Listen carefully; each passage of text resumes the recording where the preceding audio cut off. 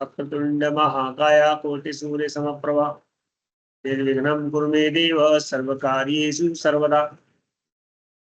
गणेश जी को स्मरण करते हुए आज की हम इस क्लास को प्रारंभ करेंगे। इस क्लास में मुख्य रूप से आज हम वहां से चालू करेंगे जहां से आपको ज्योतिष का प्रेडिक्शन करना चाहिए।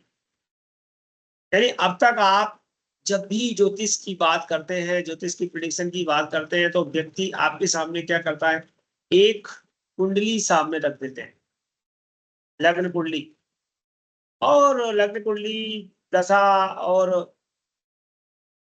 के आधार आधार पर आपको फलादेश कर देते हैं। ये राहु चल रहा है, ये इसको देख रहा है और इसकी क्योंकि इस भाव में बैठा है इसलिए आपके साथ ये हो रहा है। लेकिन इससे पहले भी हमारे साथ कुछ जुड़ा हुआ है और वो होता है कुंडली का पहला पन्ना। जन्म पत्री का पहला पन्ना जब तक आप उसे ठीक से रीड नहीं करेंगे तब तक आप अपने आप को पहचान नहीं पाएंगे, उस कुंडली को पहचान नहीं पाएंगे, क्योंकि कुंडली देश काल पात्र के आधार पर बनती है। आप कौन हैं, कहाँ से आए हैं, किस जगह पर आपका जन्म हुआ है, किस ऋतु में हुआ है, किस मास में हुआ है, किस पक्ष में हुआ है, किस बार को हुआ है, क्यों हुआ, उसी में क्यों हुआ, आपका जन्म ग्वालियर में ही क्यों हुआ, मुंबई में ही क्यों हुआ, कहीं और भी हो सकते थे। इन माता पिता के यही क्यों हुआ, और किसी के भी हो सकता था। आप ब्राह्मण या क्षत्रिय या शूद्र या वैश्य इस घर में ही क्यों हुए, आप राजा के यहाँ क्यों हुए, आप गरीब के यहाँ क्यों हुए। बहुत सारे कारण हो सकते हैं इसमें आपका सिद्धांत। तो हम बात करते हैं कि जब हमारा जन्मपत्री सिद्धांत चालू होता है तो उसके अंदर हमारी जो व्यवस्था है वो व्यवस्था चलती है हमारे युग संवत्सर आदि से। युग संवत्सर यानी प्रेडिक्शन थ्रू युगात संवत्सर इत्यादि। पंचांग आधारित, पंचांग यानी आपने पंचांग तो सुना ही होगा, पंचांग होता है, कौन कौन जानते हैं पंचांग के बारे में, है ना। पंचांग नाम तो सुना ही है ना सभी ने, पंचांग सुना है नाम, किसे कहते हैं पंचांग।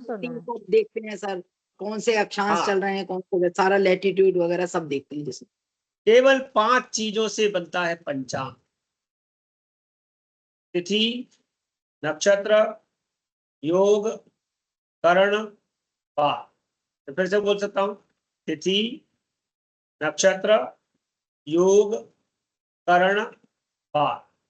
इन पांचों के संयोग को मिला लेते हैं, वो कहलाता है पंचांग। लेकिन ये पंचांग की जो 5 चीजें हैं वो हमारे जीवन में कहां से आई और वो क्या महत्व रखती हैं, ये हमारे जीवन का सबसे बड़ा महत्वपूर्ण ज्योतिष है जो है। अब आप कहोगे हम पंचांग की बात क्यों कर रहे हैं, कुंडली की बात क्यों नहीं कर रहे। पंचांग के कुंडली बन नहीं सकती, पहली बात। दूसरी बात, जब जन्म हुआ, जब किसी जातक का जन्म हुआ तो माता पिता ने सबसे पहले क्या पूछा, ने पूछा आप देखो भाई इसका जो जन्म हुआ है कौन से नक्षत्र में हुआ, कौन सा इसका पायरा है। पायरा के बारे में जानते हैं, सोने का हाँ सर, पाया, चांदी का पाया, लोहे का पाया, तांबे का पाया, किस पाए में इसका जन्म हुआ। नहीं जानते तो आगे आप समझ सकते हैं। देखिए जो मूर्ति सिस्टम में भी आएगा, यानी हमारे 4 धातु होते हैं, सोना, चांदी, तांबा, लोहा।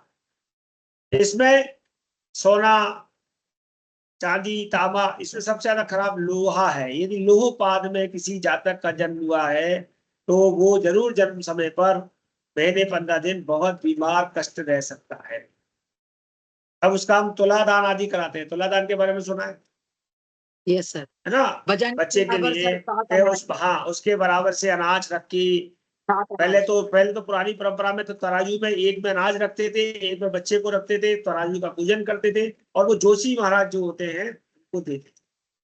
आजकल ये पॉसिबल नहीं होता तो उसके वेट के बराबर उस तौल पता कर लेते हैं, डॉक्टर से पूछ लेते हैं इसका वेट कितना है, हमने कहा 3 पॉइंट है, 4 किलो है, 5 किलो। उससे थोड़ा ज्यादा 7 अनाज लेकर के खड़े 7 अनाज नमक के साथ जोशी को दे देते हैं, उसार करके उसके नाम से। यानी वैकल्पिक उसके माध्यम तो बना रहे हैं लोग कि कैसे किया जाए, क्योंकि हम छोड़ नहीं सकते किसी चीज को जो हमारे रक्त के अंदर है, इसलिए छोड़ नहीं सकते। तो लोग प्रयोग आज भी कर रहे हैं। वो होता है कि उस तरीके से ना कर पा रहे हो, उस तरीके से पहले कर पा रहे थे, क्योंकि पहले पॉसिबल था कि सब हो सकता था। पहले हम आमने सामने बैठ करके पढ़ सकते थे, आज हम दूर से नेट के माध्यम से पढ़ रहे हैं। तो ये सब परिस्थितियां सब में है। तो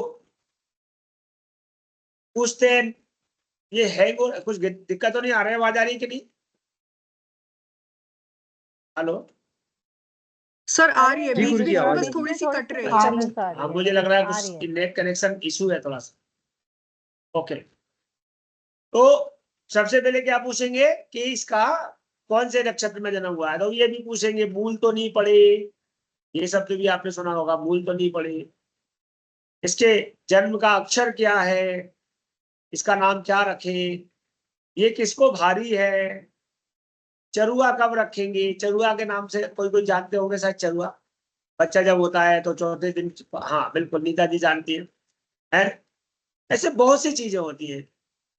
नहान कब कराएं, आपने ये भी सुना होगा। हाँ बिल्कुल बिल्कुल, नहान कब कराएं, मतलब उसकी शुद्धि कब कराएं। 1.25 महीने का जो जो कहते हैं जलवा, इसको कहते हैं कुआ पूजन, वो कब करें। चूड़ा धारण कब करें, यानी कि जन्म होते ही हमारा पंचांग हमारे साथ जुड़ गया, हमारा ज्योतिष हमारा हमारे साथ जन्म होते ही जुड़ गया, और वहीं से शुरुआत हो गई थी ज्योतिष की। हमारे जीवन में ज्योतिष बाद में नहीं आया। बाद में तो जब आया जब हमने ठोकरें खाई, जब हमें समझ में नहीं आया कि हमारा जीवन कहाँ जा रहा है, हम क्यों परेशान हैं। कोई तन दुखी, कोई मन दुखी, कोई धन मन रहत उदास, कोई शरीर से परेशान हुआ, कोई मन से परेशान हुआ, कोई धन से परेशान हुआ। और जब परेशानियां आई तो उसने सोचा कि परेशानी कहाँ से आ रही है, जरूर ज्योतिष में, मेरी कुंडली में, क्योंकि षष्ठी तिथि यत्र लिखता विधात्रे, छठी पूजा होती है। छठी वाले दिन विधाता ने आपके माथे पर, आपकी कुंडली में जो लिख दिया है वो होना ही होना है। आयु कर्मम वित्तम च निधनम है। और मतलब आपकी आयु क्या होगी, मतलब किसी का आयु क्या होगी, उसका मरण कब होगा, उसके पास धन कितना होगा, वो कौन सा काम करेगा, कौन कितनी विद्या प्राप्त करेगा, ये 5 चीजें जन्म काल से ही छठी वाले दिन लिख जाती है माथे, जन्म पत्र में लिख जाती है। बस उसको पढ़ने वाले चाहिए, और विधाता के लिखे हुए को हर कोई पढ़ नहीं सकता। जब तक विधाता की इच्छा नहीं होगी तब तक पढ़ नहीं सकता। अनुमान लगा सकता, आप संकेत ले सकते हैं, अनुमान लगा सकते हैं कि ऐसा होगा ऐसा होगा, ये नक्षत्र ये बता रहे हैं, ये नक्षत्र हमको ये कैलकुलेशन बता रहे हैं। जैसे आपको बादल की घटा दिख रही है तो आपको लग रहा है कि पानी आ सकता है, लेकिन कई बार आता है, कई बार नहीं आता। तो आप संकेत आपको मिल जाते हैं, उन संकेतों के आधार पर आप चलते हैं। तो सबसे पहले हमारे साथ चालू हुआ था युग। पंचांग में सबसे पहले हम देखते हैं कि कृतादि युग, यानी हमारे 4 युग हैं, आप जानते हैं, सतयुग, त्रेता, द्वापर और कलयुग। तो हम कौन से युग में जी रहे हैं? हम जी रहे हैं कलयुग में। तो हमारे पास इस समय जो फल होंगे वो कलयुग के होंगे, क्योंकि कलयुग में हम देखो, ना तो हम सतयुग में पैदा होने वाले व्यक्ति है, तो सतयुग वाले फलों का हम अपने ऊपर प्रभाव नहीं रख सकते कि हम सत्यवादी हरिश्चंद्र होंगे, हम धार्मिक होंगे, हम, और ना हम त्रेता में हुए तो हम ये भी नहीं कह सकते कि हम राम के जैसे होंगे, और ना हम द्वापर में हुए तो हम ये भी नहीं कह सकते कि हम कृष्ण के जैसे होंगे। तो कहते हैं कि कलयुग अर्थात कलयुग के अंतर्गत जिन व्यक्तियों का जन्म होगा या होता है, यानी हम कलयुग में जी रहे हैं, तो उसके लिए मानसागरी आदि ग्रंथों में कुछ श्लोकों के माध्यम से वो लोग लिख देते हैं कि पापात्मा दुख संयुक्तो धनहीनो यशा नरः दुष्ट बुद्धिर दुराचारो जायते च कलौ युगे। मानसागरी कह रही तो कलयुग में जन्म होने वाले जातक पाप, दुख, दरिद्रता, अपयश, दुष्ट बुद्धि एवं दुराचार से युक्त हो सकते हैं। अगर उनके ऊपर धर्म का थोड़ा सा भी प्रभाव हट जाए, वो इस प्रकार के हो सकते हैं, यानी कि उनके मन में पापाचार आ ही सकता है।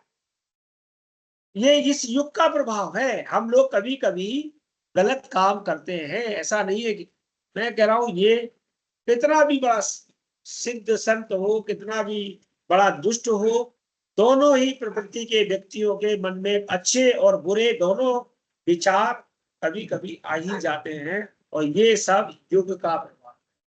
तो हम किस युग में पैदा हुए, पहले सबसे पहले ये तो हमारे कलयुग में होने वाले लोगों के मन में ये बात तो होनी ही होनी है कि उनके मन में किसी न किसी प्रकार की अपयश, दुष्ट बुद्धि, यानी कभी कभी हम अपने फायदे के लिए किसी को नुकसान भी पहुंचा सकते हैं। और बाद में हम हो सकता है सोचे कि नहीं हमने ऐसा क्यों किया, नहीं मान लो हम बात करेंगे कि हम राजसी प्रवृत्ति के हैं या तामसी प्रवृत्ति के हैं या सात्विक प्रवृत्ति के हैं। अगर हम सात्विक प्रवृत्ति के व्यक्ति है फिर भी हमने किसी को कष्ट पहुंचाया है तो हम बाद में सोचेंगे कि हमने ऐसा क्यों किया था, लेकिन उस समय तो ग्रहों के प्रभाव से, युग के प्रभाव से हम ऐसा कर ही बैठेंगे जो कि हमें नहीं करना चाहिए। तो जीवन में हमारे साथ ऐसी कई चीजें होती है, कई घटनाएं होती हैं जो हम अपनी जन्मपत्री के आधार पर लिख कर गए। इसके बाद हमारे पास संवत्सर के बाद आते हैं 5 संवत होते हैं, फिर युग होते हैं, फिर चतुर्युग। इसके बाद होते हैं अयन। अयन सुने हैं आपने? अयन कितने होते हैं? अयन कितने होते हैं, कोई बता सकता है? उत्तरायण और दक्षिणायन, 2 अयन है ना, उत्तरायण और दक्षिणायन। तो जहां तक उत्तरायण में उत्पन्न हुआ है या दक्षिणायन में, ये हमें मालूम होना चाहिए। तो उत्तरायण क्या है और दक्षिणायन क्या है?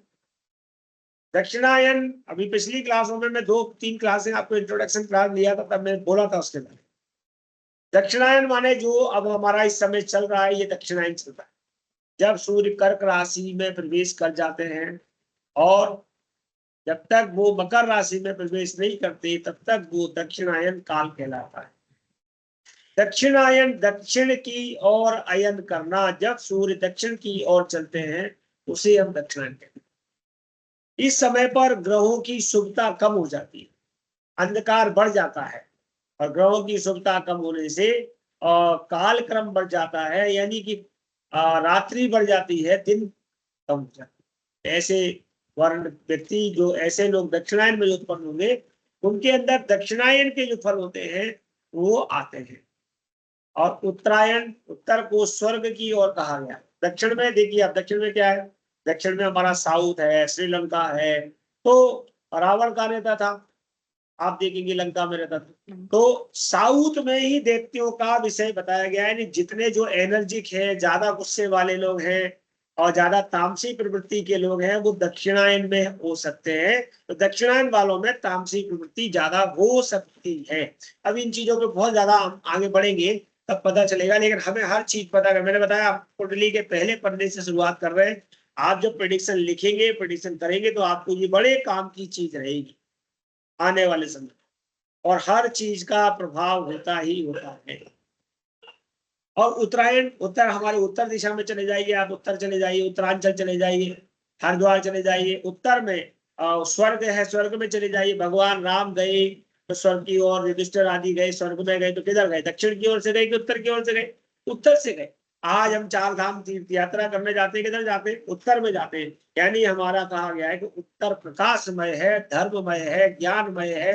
जड़ी बूटियां, जितना भी हमारा शास्त्र, सब कुछ जो हमारा जीवन है, जो हमारा जो मोक्ष मार्ग की तलाश में जाते हैं, वो सब भी उत्तर की ओर जाते हैं। यहाँ तक कि हमारे प्रधानमंत्री ने भी हिमालय की जाकर तपस्या की, ऐसा बताते हैं। तो और कई लोग ऐसा करते हैं। तो कहने का मतलब है कि उत्तर, यानी उत्तरायण में जन्म लेने वाले उस प्रकार के धार्मिक वृत्ति को होते। और इसीलिए भीष्म पितामह के पास एक वो था, वरदान था। क्या वरदान था? इच्छा मृत्यु वरदान, है ना। और इच्छा मृत्यु वरदान होने के बाद उन्होंने, जब उनको लगा कि बाणों की सैया पर आ गए हैं और जब दक्षिणायन चालू हो गया था, बाणों की सैया पर लेट गए, तो उन्होंने कहा नहीं, अभी मैं इच्छा मृत्यु को स्वीकार नहीं कर सकता। क्यों? जब तक सूर्य उत्तरायण नहीं होंगे मैं मोक्ष प्राप्त नहीं कर सकता, इसलिए मैं चाहूंगा कि मेरी मृत्यु उत्तरायण में। जब सूर्य उत्तरायण हुए उसके बाद उन्होंने मृत्यु को स्वीकार। हालांकि उसके पीछे कहानियां और भी रही होंगी, लेकिन हमारे उत्तरायण दक्षिणायन के पक्ष को, यानी कि व्यक्ति का उत्तरायण में जन्म भी अच्छा माना गया है, मरण भी अच्छा माना गया है, और परण भी अच्छा माना। एक परण क्या होता है? जन्म, मरण, परण, 3 चीजें हमारे जीवन में विशेष होती हैं और इनके बारे में हम जान नहीं सकते कब होगा, कैसे होगा, किससे होगा, दुखदाई होगा कि सुखदाई होगा? पर्ण क्या होता है, कौन बताएगा? परिणय सुना है? परिणय, विवाह, शादी से हाँ विवाह। शादी, परिणय संस्कार। हाँ परिणय। इसलिए जन्म मरण परण किसी के हाथ में नहीं है। आदमी चाहता जरूर है कि मैं इससे कर लूं, या कर लूं, ऐसे कर लूं, ऐसा मिल जाए, ऐसी मिल जाए, लेकिन होता वही है जो ऊपर वाले ने पहले से आपके ऋणानुबंधन में लिख दिया है। जन्म मरण परण 3 चीजें हैं। तो अब देखिए, अब ज्यादातर शादियां कब होती है? आप देखिए, जनवरी फरवरी मार्च अप्रैल मई जून, मैक्सिमम आपको मैरिज का पीरियड मिली। और पंजाब प्रांत को छोड़ दो, पंजाब में इस समय भी शादियां होती हैं। और ये देश काल पात्र की बात आएगी तो थोड़ा अंतर दिखेगा आपको, लेकिन अगर मूल रूप से आप मूल चिंतामणि जब पढ़ोगे, अब जब आप सेकेंड ईयर में जाओगे मूल चिंतामणि आपको पढ़ने को मिलेगी, उसमें मुहूर्तों में लिखा है कि ये मास लिए गए और ये मास नहीं लिए गए किन्हीं कारण से। तो केवल आपको नवंबर में 14 नवंबर से 14 दिसंबर में शादियां मिल जाएंगी, बाकी नहीं मिलेगी। तो हम इन चीजों को भी आगे लेंगे। तो यानी कि हमारे जन्म मरण परण सभी चीज हमारे को उत्तरायण बहुत अच्छा कहा गया। तो आप देखिए कि आपका जन्म उत्तरायण में हुआ है कि दक्षिणायन में हुआ है, आपका जन्म उत्तर गोल में हुआ है कि दक्षिण गोल में हुआ है। गोल अलग होता है और आयन अलग होता है ना? तो हमारी गोल अभी हमारी पृथ्वी उत्तर गोल है, उत्तर गोल चल रही है। इस बारे में भी आपको एस्ट्रोनॉमी में बताया जाएगा। तो आप लोगों में से जिनका जन्म 14 जनवरी से 22 जून या 30 जून तक हुआ है, वो कौन है? आपका कब हुआ है अस्मिता जी? अच्छा, मोना सर जी मेरा आपका कब 13 हुआ है? नवंबर। 17 जनवरी। फरवरी? जनवरी 17 जनवरी। जनवरी कितना जनवरी है? 17। 17 जनवरी, बिल्कुल। आप 17 जनवरी मतलब मकर संक्रांति के 3 दिन बाद ही हो गए हैं आप, है ना? जो समय मकर संक्रांति के 2-3 दिन बाद ही आपका जन्म हुआ है। बहुत बढ़िया। तो आपका समय ठीक है, उत्तरायण में आए। और आप अस्मिता जी? सर 13 नवंबर। 13 नवंबर। जी। वो दक्षिणायन है, लेकिन नवंबर का महीना अच्छा माना गया दीपावली के आसपास। डॉक्टर साहब आपका? 4 जनवरी गुरुजी। 4 जनवरी। आप बिल्कुल अपसौर के पास है। ये एक एस्ट्रोनॉमी में कोर्स वो क्वेश्चन आएगा, अपसौर और उपसौर। पृथ्वी के नजदीक जब वो अपसौर उपसौर वाला क्वेश्चन आप जब पढ़ोगे तो वो 4 जनवरी ही होती है, 4-5 जनवरी। बहुत ही मतलब एस्ट्रोनॉमिकल बिंदु देखा जाए तो आपके ऊपर एकदम आएगा। और आप भी उत्तरायण की ओर है, क्योंकि अगर हम एस्ट्रोनॉमी की दृष्टि से देखेंगे तो 22 दिसंबर से उत्तरायण प्रारंभ हो जाता है और 22 जून 23 जून तक उत्तरायण रहता है। क्योंकि हमारी पृथ्वी खिसक गई है। मैंने पिछली बार बताया था कि जैसे हमारी पृथ्वी 23.5 डिग्री एंगल था, अब वो 24-42 हो गया है। तो उस दृष्टि से हमारा जो उत्तरायण है वो 22 दिसंबर को ही हो जाता है। तो आप भी उत्तरायण की ओर है। अभी आपने बताया था 4 नवंबर, कितना बताया था? 13 नवंबर सर। 13 नवंबर। क्या आपका कार्तिक मास तो नहीं है? सर आइडिया नहीं है मुझको। दीपावली से कितने दिन पहले या बाद है? नहीं पता सर। अगर आप दीपावली के 15 दिन अंदर या 15 दिन बाद हुए हैं तो ये आपकी कुंडली का एक दोष हो सकता है। कुंडली का पहला पन्ना बताएगा कि आपको कार्तिक दोष लग सकता है। और कार्तिक जी। दोष के बारे में भी हम आगे इसके जानेंगे, क्योंकि हमारे जीव जड़, जो हमारी जड़ है उसे हम देख नहीं रहे। ये पेड़ जो लगा है, जिस जड़ पर लगा है, पहले पन्ने पे लगा है, उसको हम देख नहीं रहे। और ऊपर से राहु केतु की शांति कर रहे हैं, बृहस्पति खराब है, ये खराब है, पुराज पहन लो, पन्ना पहन लो। अरे सबसे पहले आप उस जड़ को देखो कि वो जड़ जहां पर वो लगा था वहां से कहां से समस्या उत्पन्न हुई है। वो हमारी चीज अगर हम उसको सही करेंगे, जैसे आप डॉक्टर हैं, आप जानते हैं कि कोई बीमारी जो जन्मजात होती है उनको ठीक करना आसान नहीं होता। अगर पेट से कोई बीमारी है उसके अंदर ज्यादा मेहनत करनी पड़ती है। उसको केवल हम स्मूथ बना सकते हैं, उसको हम थोड़ा सा लचीला बना सकते हैं, जिससे कि जातक को अपने जीवन में जीने में थोड़ी सी आसानी हो जाए। और ऐसे ही हमारा कुंडली पढ़ने का पंचांग है, उसे बार बार जो पंचांग की जो मुख्य चीजें हैं उनको शांत करके हम जीवन को थोड़ा सा सॉफ्ट बना सकते हैं। तो चलेंगे हम आगे।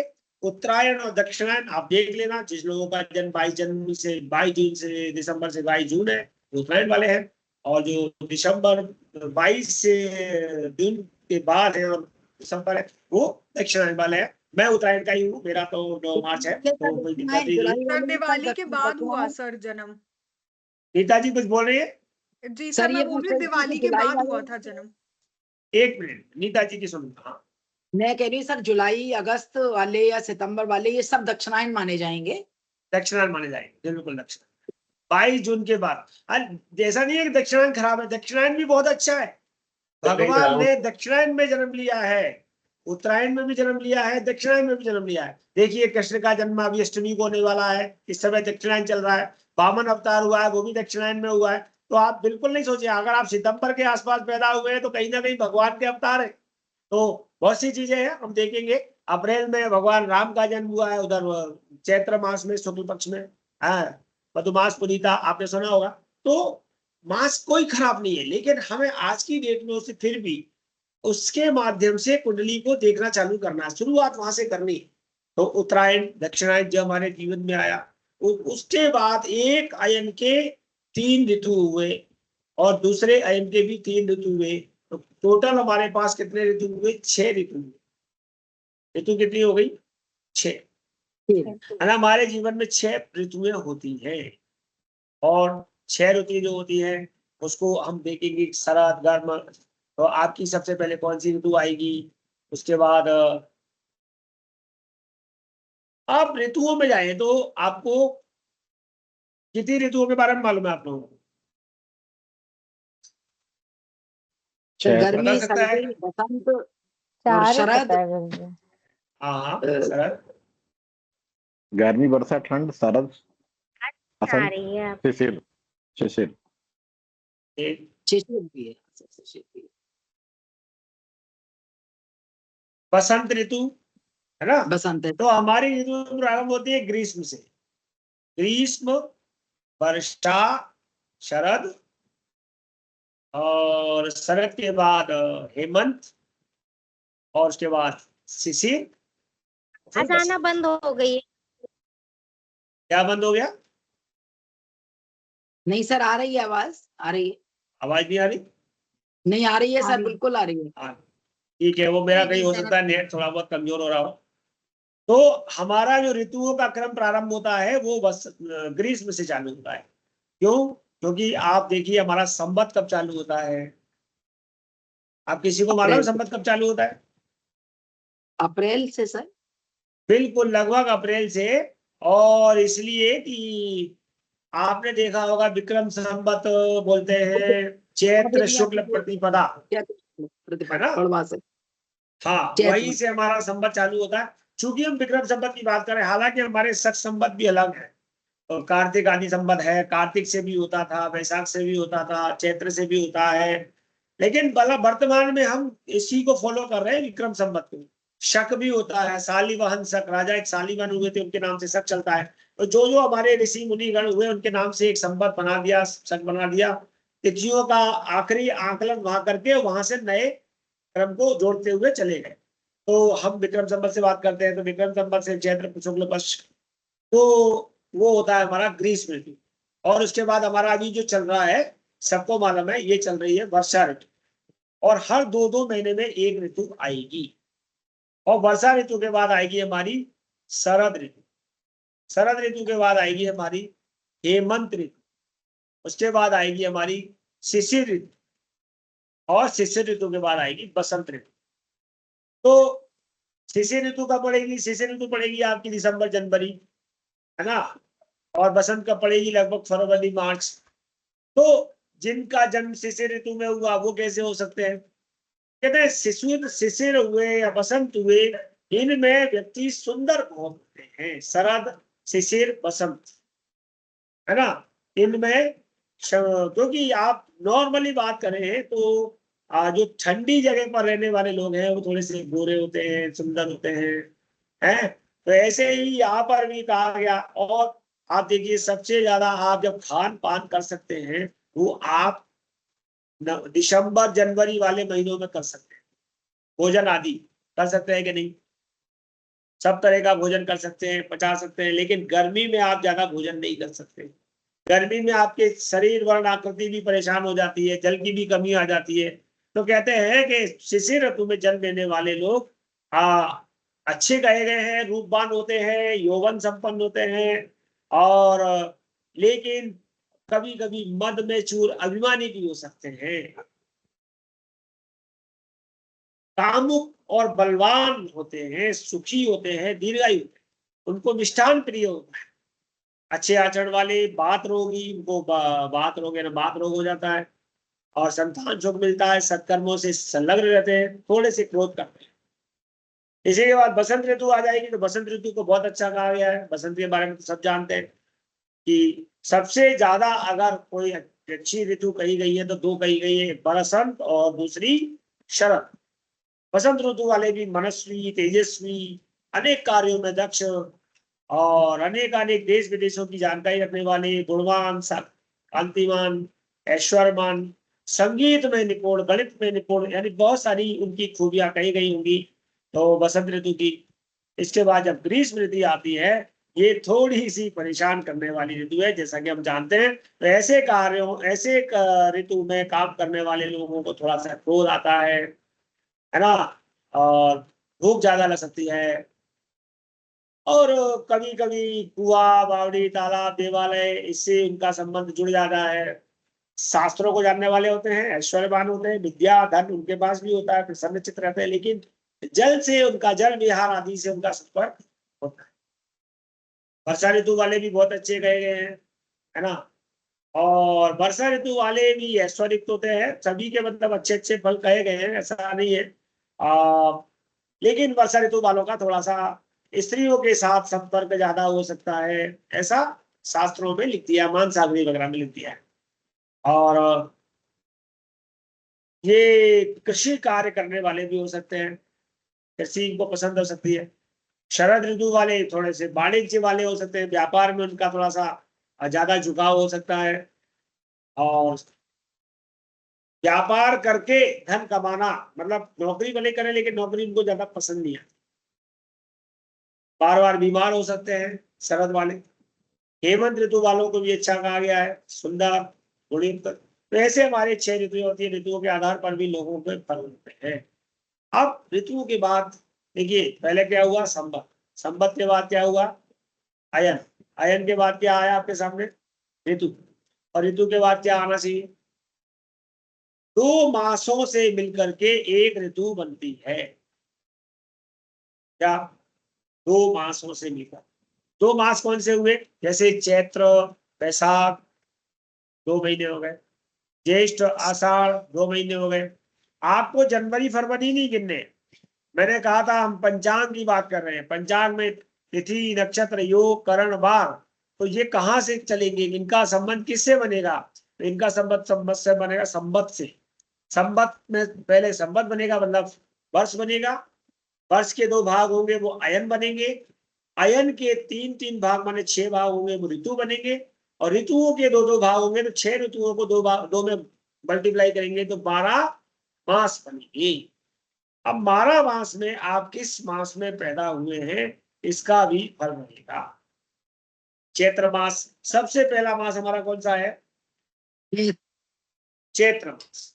हाँ, तो सबसे पहले चैत्र मास में, तो कोई व्यक्ति चैत्र मास में पैदा होगा तो कैसा हो सकता है, उसके बारे में कुछ फल होंगे, मैं आपको भेज दूंगा, आप लोग उन्हें पढ़िएगा। और उनके देखिए, शास्त्रों ने उस समय की देश काल पात्र और ऋतु यानी मौसम, वहां के नेचर को देख करके इस प्रकार के फल बनाए होंगे या बनाए हैं।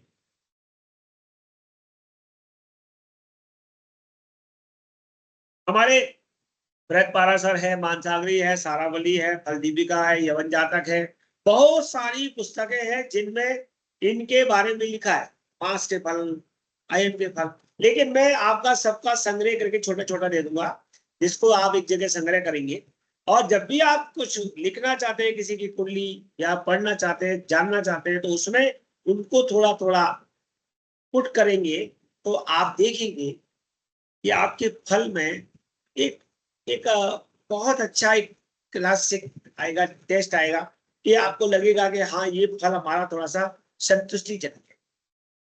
अब आप कहेंगे क्या कैसे आएगा संतुष्ट, तो आप छोटी सी बात मेरी समझ लीजिए, क्या मेरे को वो वाली बात करनी नहीं चाहिए, भोजन बनाते हैं सब लोग, बनाते हैं कि नहीं? भोजन में आप सब मसाले डालते हैं, लेकिन एक मसाला है जिसमें विभिन्न मसाले मिले होते हैं, वो होता है गरम मसाला। गरम मसाला उसमें कम से कम 17, 18, 20, 25 बहुत सारी चीजें मिला सकते हैं आप, दालचीनी है, दालचीनी है, तेज पत्ता है, आगार तगार, बहुत सारी चीजें होती होंगी। ऐसे ही हमारे ये वर्ष से लेकर के ऋतु पक्ष मास तिथि तक के, ये इनका आपको कहीं कुछ नहीं दिख रहा, लेकिन जब आप इनको मिक्सचर करके उसमें थोड़ा सा ऊपर डाल देंगे, आप कहेंगे टेस्ट बदल गया, यानी जो फल हम चाह रहे थे वो सब आ गया। क्यों आ गया? क्योंकि सब्जी में अभी तक गरम मसाला डला ही नहीं था, तो वो स्वाद आ ही नहीं रहा। तो हमें वहां पर इन चीजों का समायोग करना ही करना है, और हमें जानना है कि चैत्र मास में उत्पन्न होने वाले जातक कैसे हो सकते हैं। अब चैत्र मास में गर्मी होती है, तो निश्चित है कि थोड़ा सा गुस्सा आता होगा, आंखें लाल होती होंगी, है ना, क्रोधी हो सकते हैं।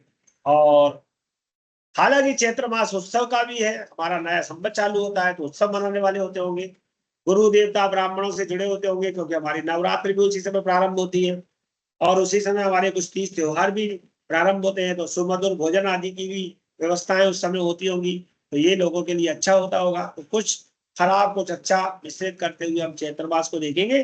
चैत्र मास थोड़ा सा गर्मी को देने वाला मास है, बाकी सब चीजें उसमें बहुत अच्छी है, लेकिन बैसाख इससे ज्यादा गर्म तब भी। लेकिन वैशाख मास को कृष्ण भगवान का मास कहा गया है, माधव मास कहा गया है। जितनी भी आपने भागवत कथाएं हैं या कितनी भी अक्षय तृतीया जो आपने सुनी होगी, वो भी आप देखते हैं कि वैशाख में ही पड़ती है। तो हमारा वैशाख भी बड़ा सुंदर है। तो वैशाख में भी भगवान नारायण को जोड़ के रखा गया है। तो भले ही क्रोधी हो, लेकिन अच्छे मित्रों वाला, अच्छे चित्र वाला, धन वाला, और समस्त शास्त्रों में निपुण हो सकता है, सर्वगुण संपन्न हो सकता है, दीर्घायु हो सकता है, सात्विक। भगवान परशुराम का जन्म जो था वो वैशाख मास में। अभी हम योग आदि के साथ ये भी पढ़ने वाले हैं आगे, तो हो सकता है आपको एस्ट्रोनॉमी वाले बताएं कि कौन से देवता ने कब किस मास में जन्म लिया, और उनके ऊपर, जैसे हमने कहा वामन भगवान भाद्रपद मास में हुए कृष्ण द्वादशी को, और कृष्ण भगवान भाद्रपद कृष्ण अष्टमी को हुए, तो ऐसे ही भगवान परशुराम जी अक्षय तृतीया को हुए, तो वैशाख मास में हुए। तो लेकिन जल की अधिकता लगेगी। ज्येष्ठ मास आ गया, ज्येष्ठ मास भी हमारा थोड़ा सा अच्छा है, लेकिन कुछ कुछ समस्याएं वहां पर आएंगी, मौसम के अनुसार आएंगी। तो धीरे धीरे कार्य करने वाला हो सकता है, और चंचल स्वभाव का हो सकता है, विदेश प्रवास करने वाला, क्योंकि उसे लग रहा है कि मेरे को यहाँ पर गर्मी है, कहीं और जगह रहूं, लेकिन वो भी निपुण होगा, अच्छी बुद्धि वाला। आषाढ़ मास भी अच्छा है, लेकिन थोड़ी सी समस्या है। आषाढ़ मास थोड़ा मास चिड़चिड़ा मास होता है। आषाढ़ में आप देख रहे होंगे, इस समय आषाढ़ चल रहा है। जो लोग विशेष करके उत्तर और मध्य भारत और राजस्थान और ऐसी जगहों पर रह रहे हैं, वो इस बात को महसूस कर रहे हैं कि जैसे ही गर्मी बंद हो जाती है, मौसम मतलब बारिश बंद हो जाती है, एकदम चिड़चिड़ा सा हो जाता है। अगर आपके यहाँ एसी वेसी नहीं तो आप रहने में बड़े से दुखी से हो जाते हैं, होते हैं कि नहीं होते, है ना। तो इसका मतलब आषाढ़ मास अच्छा होने के साथ साथ भी आप देखिए, शादियां भरली नवमी की होती हैं आषाढ़ मास में, लेकिन फिर भी लोग करने से कतराते हैं। क्यों? अरे नहीं, उस समय मच्छर झींगुर बहुत गिरेंगे, वो अच्छा नहीं है। इसलिए इसको भी कहा परद्वेषी और कृषक और रुग्ण, मैंने बीमारी भी इस समय बढ़ सकती है, बीमार रहने वाले भी होते हैं। वैसे कुछ अच्छाइयां इस मास में भी है, धार्मिक होते हैं इस मास के लोग भी, गौर वर्ण वाले होते हैं, धनवान होते हैं। आगे बढ़ते हैं, श्रावण मास आएगा। आषाढ़ के पास कौन सा आएगा? श्रावण मास। तो श्रावण मास में देव कार्य करने वाले, वैदिक कार्यों करने वाले और सुखी होते हैं। और क्योंकि श्रावण, लेकिन इसमें कुछ कफ प्रवृत्ति वाले लोग हैं, यानी श्रावण मास के जन्म वाले व्यक्ति को कफ प्रवृत्ति, क्योंकि ये जल का मास है, जल गिरेगा। आप जब भी देखेंगे कि कफ की प्रॉब्लम जब आएगी, जब जल की अधिकता बढ़े, तो इसके कारण कफ प्रवृत्ति वाले हो सकते हैं, और पिता की आज्ञा में पालन करने वाले हो सकते हैं। भगवान शिव का मास है, अच्छा मास है। इस मास में बहुत ज्यादा धार्मिक प्रवृत्ति के लोग हो जाते हैं, और ये चीज इसमें भी आएगी। भाद्रपद मास है, ये भी बहुत अच्छा है, लेकिन भाद्रपद मास में थोड़ा सा कृष्ण कला आ गई है, थोड़ा सा तो इस मास में थोड़ी सी समस्याएं अच्छे के साथ साथ कमियां भी आएंगी कि जैसे व्यर्थ का भाषण करने वाला, फालतू बोलने वाला, है ना, और ख्याली पुलाव बनाने वाला, दुर्बल देह वाला, ऊंचे कद वाला, तो कुछ चीजें खराब हो सकती है। लेकिन वैसे शास्त्र में निपुण हो सकता है। भाद्रपद मास वालों को भी अच्छा कहा गया। आश्विन मास, जिसको आप कुआर मास आएगा, जो सी नवरात्रि आती है, श्राद्ध पक्ष आता है, वो आश्विन मास होता है। परम पवित्र मास है, पितरों की दृष्टि से भी है, देवताओं की दृष्टि से भी है। आधा मास इसका थोड़ा सा कठिनाई वाला है, इसको हम पितृपक्ष कहते हैं। अगर किसी का जन्म पितृपक्ष में हुआ है तो कहीं ना कहीं उसके ऊपर पितृ छाया है। आप उन लोगों को उठा के देखना जिनका पितृपक्ष में जन्म, उनके शरीर पर कोई चिन्ह है, नहीं है तो बाद में बन गया है, और वो ऐसा है जिसको भी दिखाना नहीं चाहते लेकिन दिखता है। आप उठा के देख लेना, आपके पास कोई ऐसा व्यक्ति हो जिसका जन्म आश्विन मास श्राद्ध पक्ष में मतलब हुआ है। मैंने ऐसे कई जातकों को देखा, बढ़िया थे, सुंदर थे जन्म के समय, लेकिन अचानक कोई ऐसी पीड़ा आई जिसके कारण उनके यहाँ चेहरे पर कुछ ऐसा व्रण सा बन गया, वो आज भी दिखता है। किसी के गले पे कुछ ऐसा कुछ प्रॉब्लम हुआ और यहाँ पर प्रॉब्लम हो गया, और वो चिन्ह अभी भी दिखता है। किसी को मतलब कोई ऐसी बीमारी जो दिखेगी जिससे ऐसा महसूस, उसको मैं देख के बता सकता हूँ कि यहाँ कहीं ना कहीं इसके ऊपर पितृ प्रभाव आ गया, पितृपक्ष का, और ऐसा आप देखने को मिलेगा ही नहीं। पितृपक्ष के और भी दोष हो सकते हैं, लेकिन पितृपक्ष वालों पर कृपा भी हो सकती है, वो धनवान भी हो सकते हैं, क्योंकि पितरों की कृपा से उनके पास धन हो सकता है। धनी होने के साथ वो कहीं ना कहीं विचित्र हो सकते हैं। विचित्र मतलब उनके स्वरूप में विचित्रता देखने को मिलेगी। ऐसे लोगों को जब बार बार आप देखेंगे, रीड करेंगे, क्योंकि तो देखिए हर चीज अध्ययन करने की है, हर चीज को बार बार पकड़ना पड़ेगा आपको, ये ऐसा।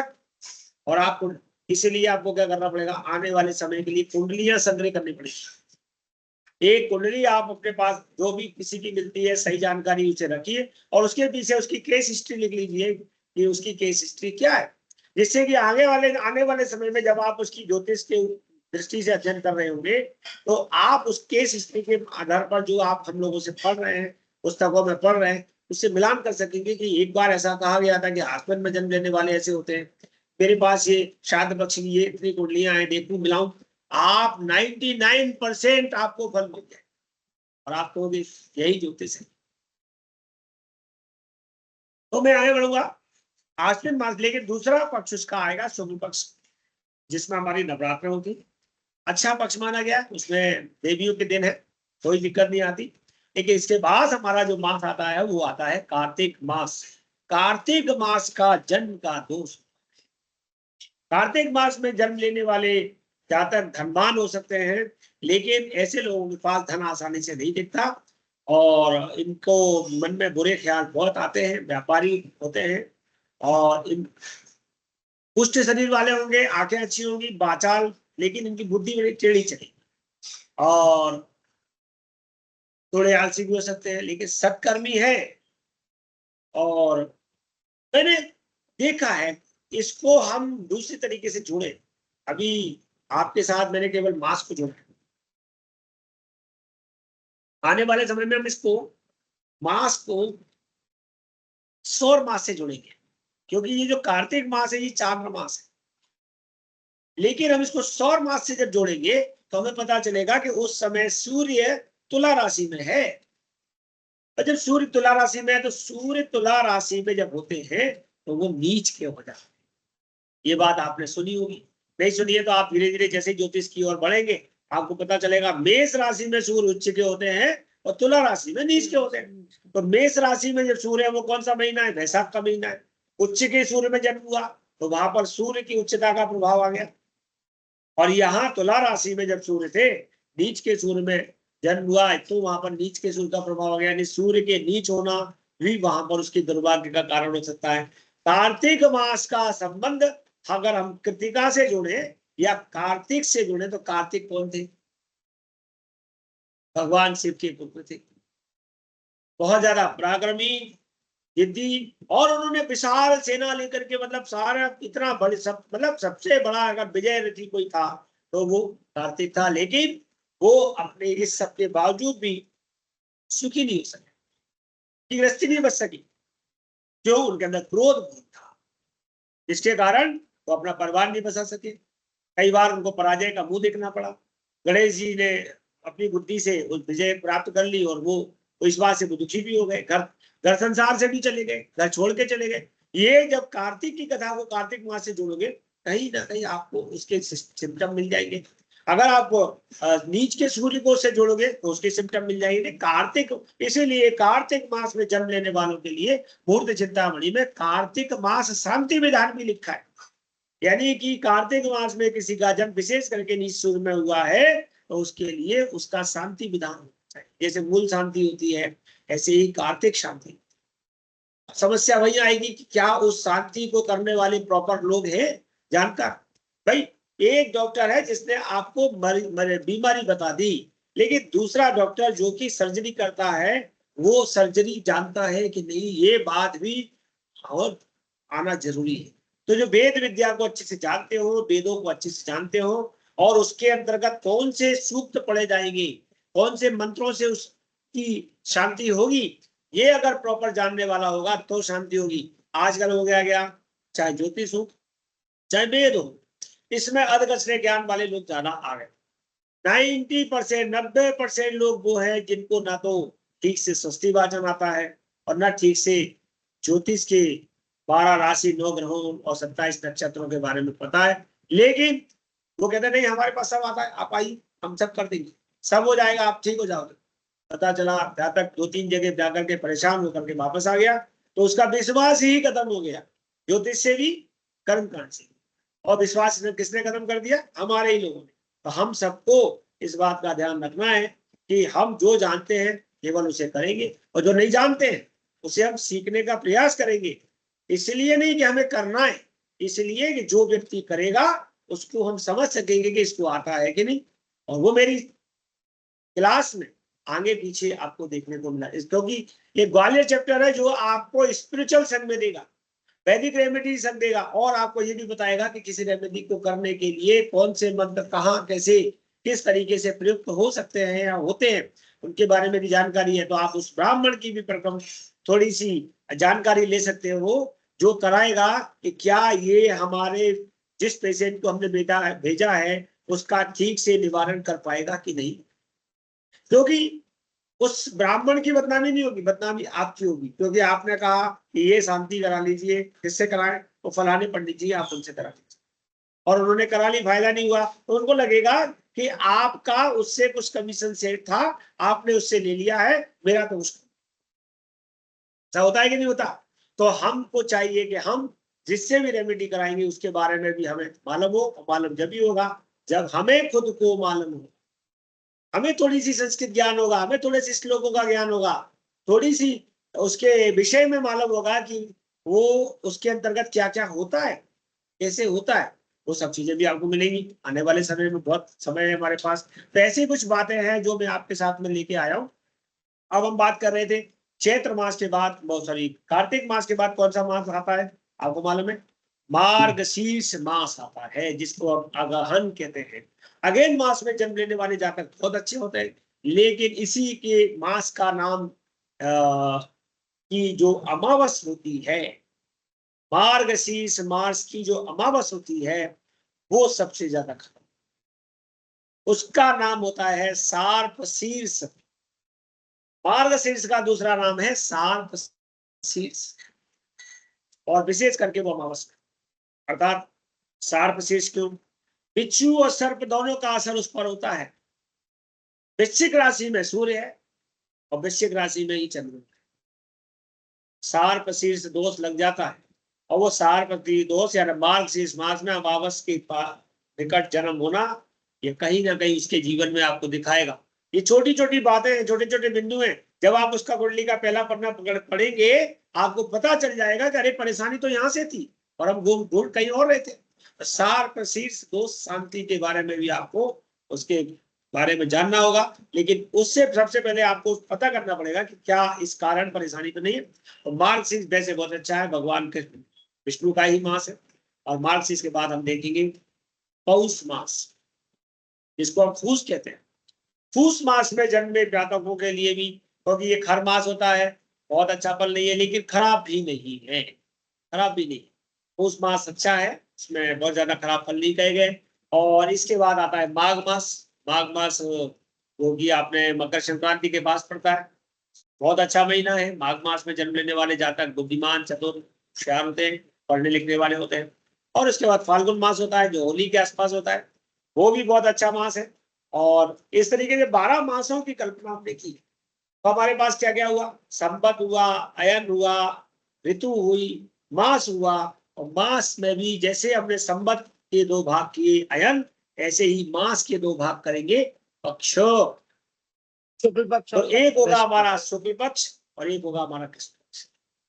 तो शुक्ल पक्ष और कृष्ण पक्ष को हम कैसे देखेंगे, जैसे अभी हमने उत्तरायण और दक्षिणायन को देखा था, उसी प्रकार से हम शुक्ल पक्ष और कृष्ण पक्ष के बारे में भी विचार करेंगे। ये शुक्ल पक्ष और कृष्ण पक्ष क्या होते हैं, और शुक्ल पक्ष में जन्म लेने वालों का संबंध किससे है, और कृष्ण पक्ष में जन्म लेने वालों का संबंध किससे। तो शुक्ल पक्ष हमारा देवताओं से संबंध, और कृष्ण पक्ष, बोले कृष्ण पक्ष हमारा पितरों से संबंध रखता है।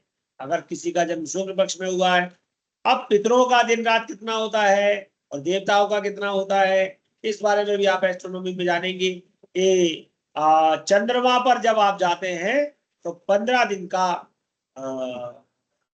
दिन होता है। जब पृथ्वी के 15 दिन का वहां पर एक दिन होता है, और 15 दिन की एक रात होती है। यानी कि जो हमारा 1 महीना होता है, वहां पर एक दिन रात होता है। और इसीलिए लगभग आप देखेंगे कि 27-28 दिन में चंद्रमा परिक्रमा पूरी कर पाता है नक्षत्र की। तो उसका दिन रात का जो पक्ष विषय है वो आपको वहां से समझ में आएगा। लेकिन चंद्रमा जो हमारा कृष्ण पक्ष है, जो हमारा दक्षिणायन है, वो कहीं ना कहीं पितरों से जुड़ा हुआ है। और जो हमारा उत्तरायण है, जो हमारा शुक्ल पक्ष है, वो कहीं ना कहीं हमारा देवताओं से जुड़ा हुआ है, देव संज्ञक है। तो फल लगभग ऐसा ही रहेगा। उत्तरायण दक्षिणायन में जो मिलता है वही आपको इसमें भी मिलेगा। शुक्ल पक्ष को ज्यादा अच्छा माना गया है, कृष्ण पक्ष को ज्यादा अच्छा नहीं माना गया। लेकिन कृष्ण पक्ष और शुक्ल पक्ष को भी हम थोड़ा और व्यवहारिक रूप से परिवर्तित करते हैं। कैसे करते हैं, हम देखेंगे कि जो पूर्णिमा है और पूर्णिमा के आसपास का समय है, वो सकारात्मक होता है। अर्थात सकारात्मक से तात्पर्य क्या है कि पूर्णिमा को चंद्रमा पूर्ण बलि होता है, और उससे 4 दिन पहले और आगे 4-5 दिन बाद तक वो बलि रहता है। इसलिए ऐसा कहा गया कि कृष्ण पक्ष को पूरा कृष्ण पक्ष खराब मत मानिए, और शुक्ल पक्ष को पूरा शुक्ल पक्ष अच्छा मत मानिए। यानी कृष्ण पक्ष की अष्टमी से शुक्ल पक्ष की सप्तमी तक शुभ है, और शुक्ल पक्ष की अष्टमी से कृष्ण पक्ष की सप्तमी तक अच्छा नहीं है, क्योंकि वो जो 15 दिन है वो अमावस के नजदीक है, और ये 15 दिन जो है वो शुक्ल पक्ष चंद्र पूर्णिमा के नजदीक है। पूर्णिमा के नजदीक अर्थात आपके ऊपर चंद्रमा का प्रभाव अच्छा है। और चंद्रमा आपका अच्छा है तो चंद्रमा किस चीज को देता है, चंद्रमा मनसो जात चक्षु सूर्यो अजायत। चंद्रमा मन का कारक है। जो जो हमारे को डिप्रेशन आता है, मानसिक प्रॉब्लम आती है, वो सब चंद्रमा से ही होती है। जब चंद्रमा हमारा क्षीण हो जाएगा, चंद्रमा कमजोर हो जाएगा, चंद्रमा आपकी कुंडली में गोचर के समय 4था, 8वां, 12वां हो जाएगा, आप उस दिन काफी ज्यादा नर्वस, परेशान, दुखी, और यहाँ तक कि मन में आत्महत्या तक के विचारों को लाने वाले हो सकते हैं। यदा कदा बहुत सारे ग्रहों का प्रभाव आ जाता है, तो इस तरीके के विचार। और ज्यादातर लोग, अब आप कभी पागल खाने जाके देखो, आपको पता चलेगा कि जो पागल खाने में लोग हैं वो अमावस को चुपचाप कहीं ना कहीं बैठे, लेकिन आप पूर्णिमा को जाकर देख रहे हैं तो वो उछल रहे, चिल्ला रहे हैं, बहुत जोर जोर से चिल्ला रहे हैं। क्यों चिल्ला रहे भाई, पूर्णिमा को तो चिल्लाते हैं, और अमावस को जाकर के कहीं ना कहीं छुप जाते हैं। अर्थात ये हमारे जीवन का जीवंत उदाहरण है ज्वार भाटा। आप देखते हैं समुद्र में जब चंद्रमा हमारे पृथ्वी के नजदीक आता है तो ज्वार होता है, पानी ऊपर की ओर चंद्रमा को छूने के लिए। हमारे दिमाग, दिल में, हमारे शरीर में भी ज्वार उठता है, उछाल होती है, और हम तो आप देखना सबसे ज्यादा आत्महत्याएं अगर हो रही होंगी तो वो पूर्णिमा के नजदीक हो रही होंगी, ना कि अमावस के नजदीक। अमावस के नजदीक वाले डिप्रेशन में जरूर जाएंगे, लेकिन मरने वालों की संख्या पूर्णिमा के नजदीक होगी। क्यों? उस समय वो जिद्दी हो जाते हैं, उस समय उनके अंदर वो कहते हैं नहीं मैं जो हूं वो कोई है ही नहीं।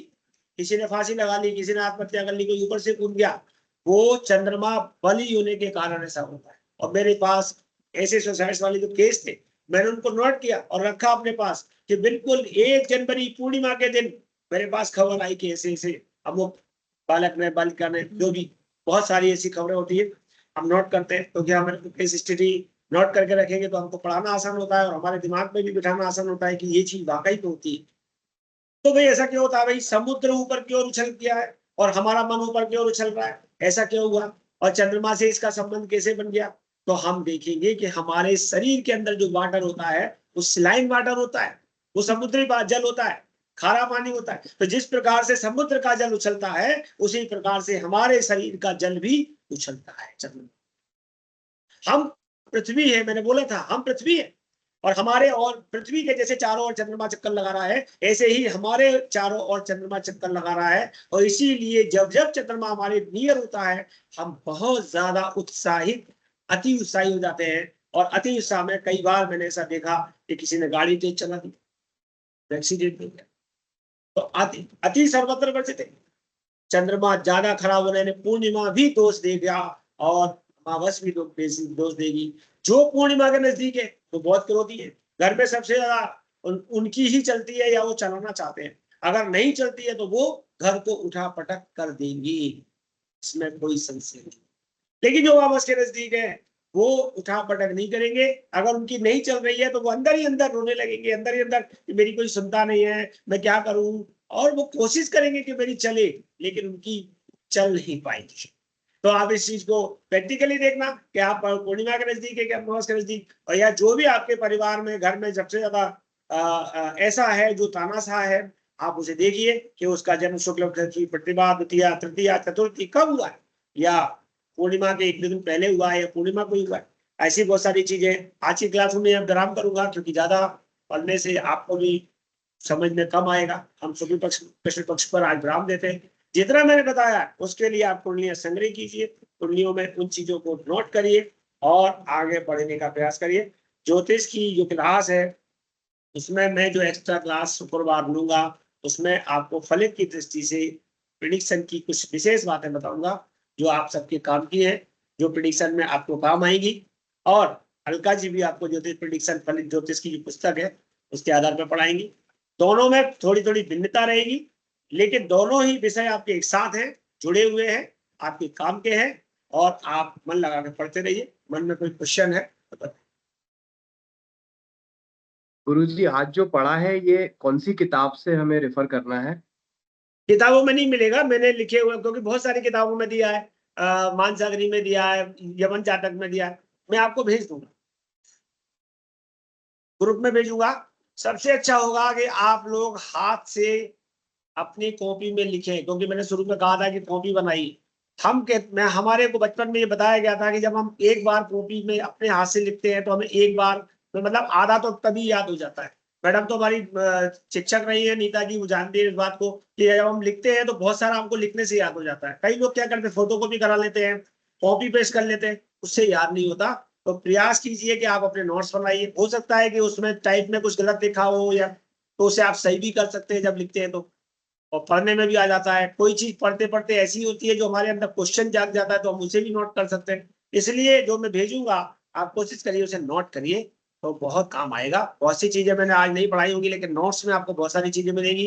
संवत्सर मिलेंगे, संवत्सरों के फल मिलेंगे, आयन के फल मिलेंगे, मास के फल मिलेंगे, पक्ष के फल मिलेंगे। यहाँ तक का मैं जो आज मैंने बताया है वहां तक का आपको भेज दूंगा।